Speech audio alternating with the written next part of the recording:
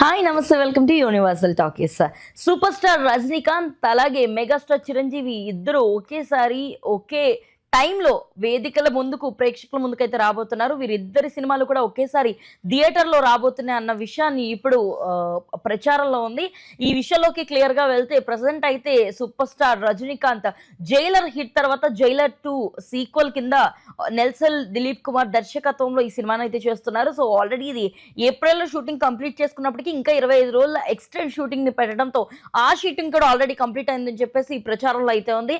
దీనికి మెయిన్ గా sun pictures పతాకంపై ఈ సినిమాను అయితే నిర్మిస్తున్నారు.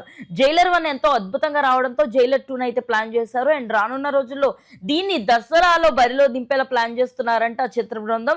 ఈ నేపథ్యంలోనే అక్టోబర్ 15 ఈ సినిమా రిలీజ్ అవబోతుందని ప్రచారంలో ఉంది. అదే లెక్కలో మెగాస్టార్ చిరంజీవి గారు నటించిన విశ్వంబర సినిమా కూడా ఎన్నో రోజుల నుంచి పోస్ట్పోన్ అవుతూనే వస్తుంది. కొంచెం విఎఫ్ఎక్స్ వర్క్ పెండింగ్ ఉంది, గ్రాఫిక్స్ అది కొంచెం నీట్ గా జరుగుతుంది. సో స్లోగానే చేసుకుంటూ వస్తున్నామని ఎప్పటి నుంచో ఆ సినీ దర్శకుడుగా ఉన్న బింబిసారా ఫేమ్ అయిన వశిష్ఠ చెప్పుకుంటూ వచ్చాడు. ఈ నేపథ్యంలో ఈ సినిమాని కూడా రానున్న రోజుల్లో అంటే అక్టోబర్ 16న దసరాలో బరిలో పెట్టాలని ప్లాన్ చేస్తున్నారంట.